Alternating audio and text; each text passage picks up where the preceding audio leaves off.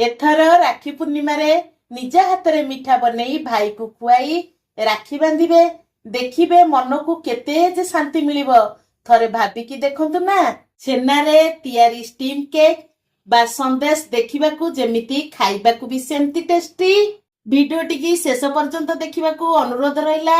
नमस्कार श्री संभावी लाइफस्टाइल रे आपण मानकू अनेक अनेक स्वागत। मु एठी गोटे लिटर क्षीर को मु आधे बसई दउची ताकू आमे छेना छिंडेबा। क्षीर को प्रथमे आमे फुटिया पे छाड़ीबा। क्षीर फुटिया भितरे लिटरे क्षीर को छेना छिंडिया पे मु एठी गोटे बड़ लेंबू नेची। लेंबू को आमे फास्ट काटी दबा तार रस बाहर करिबा। जेतिकी आमे रस नबा सेतिकी आमे पानी दबा ता देरे आमे भलो करी याकू चिपुड़ी दबा। मु एठी से गोटे लेंबू को भलो करी चिपुड़ी देइची ता देहरे जो मंजी दाना थला ताकू भलो करी छाणी देइची। ए रस हमर गोटे बड़ चमचे रस हबो सेतिरे आमे गोटे बड़ चमच पानी दबा। पानी दे ताकू भलो करी आमे मिक्स कर दबा। मु एठी लेंबू रस नेची आपण माने चाहिले विनेगार नेबे। जेमती लेंबू रस रे आमे गोटे चमच पानी देले सेमती विनेगार गोटे चमच रे आमे सेमती गोटे चमच पानी दबा। क्षीर हमर फुटी गलानी मु चिपुड़ी की रखिथिबा लेंबू रस को अल्प अल्प देकिरी ताकू भलो करी गोळेबा।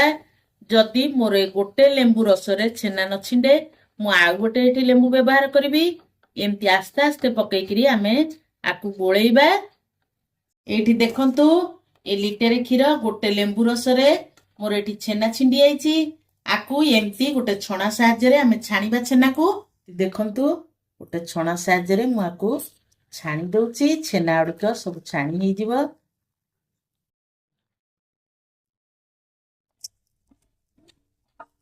छेना को छाणी सारला परे ए छेना पानी की आपण माने केबे फोपाड़ीबेनी।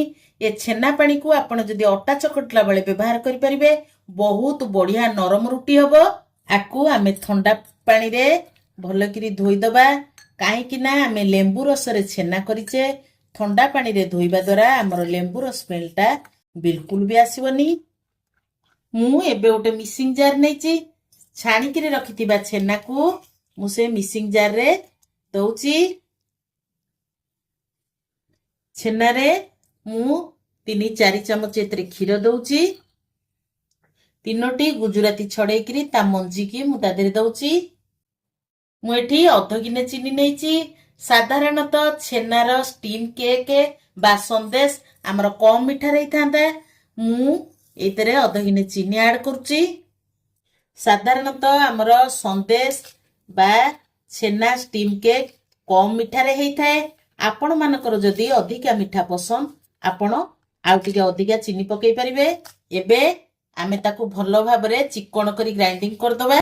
एठी देखंतु मु भलो भाबरे पूरा चिकन करी ताकू ग्राइंडिंग कर देइची। बेसी पानिया नुह कि बेसी बहलिया नुह पूरा चिकन हमर हेइची। एठी मु गोटे केक पैन नेइची। ए केक पैन रे मु एबे गुआ घियो लगेई दउची। घियो लगेबा द्वारा हमर केक टा बहुत बढ़िया भागे रे उठिबो। ए घियो को आमे भलो करी आमे चारिपट आकू लगेई दबा।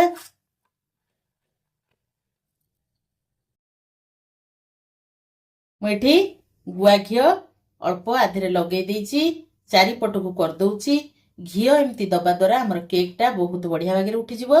आपण को पाखरे जदि गुआ घियो नथिबो आपण तेल लगेई परिबे। ए केक पैन रे मु घियो लगेई सारला परे मु किछि आलमंड को एमती चूना करिकि रखि देइथिली ताकू एमती पकई दबा। एमती पकईबा। मु एठी केसर नउची। जदि आपण को पाखरे केसर नथिबो ताले आपण आकू स्किप करि परिबे। एमती सजेई कि ताकू थोई दबा केसर को। मु काजू को हल्का टिके घियो रे भाजी देइथिली। आलमंड को भी टिका टिकी रखि देइची। आकू आमे भलो भाबरे एमती देई दबा।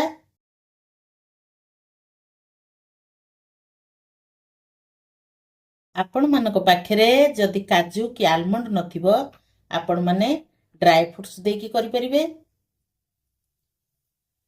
एबे मु बाटी की रखिथिबा छेना को ता देरे पकई दउची।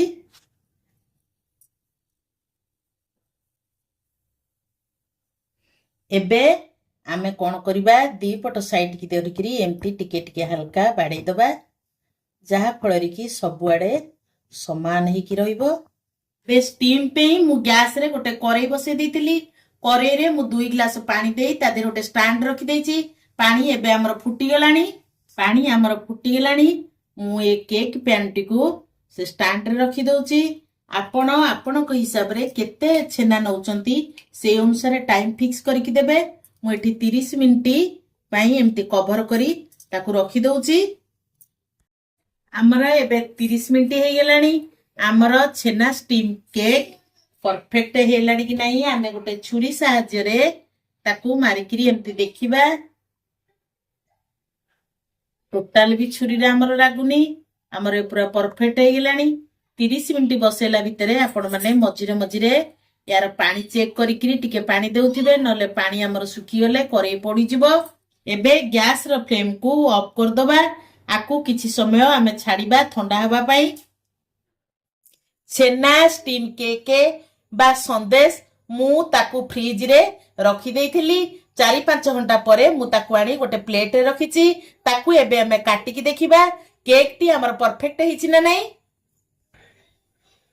ताकू आमे काटिला बेले टिके ध्यान देकरी काटिबा कारण छेनाटा हमर बहुत सॉफ्ट।